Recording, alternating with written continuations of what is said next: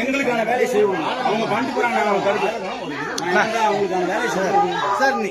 இப்ப யாரும் எதுவுமே பண்ணல சார், தெரிஞ்சுக்க மாட்டேங்க.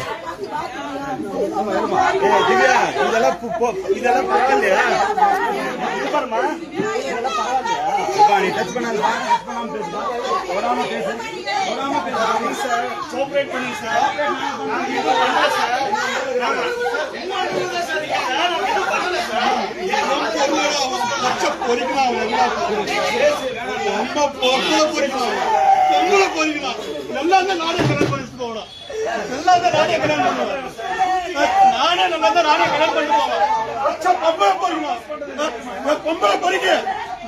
வண்டியில வச்சுட்டு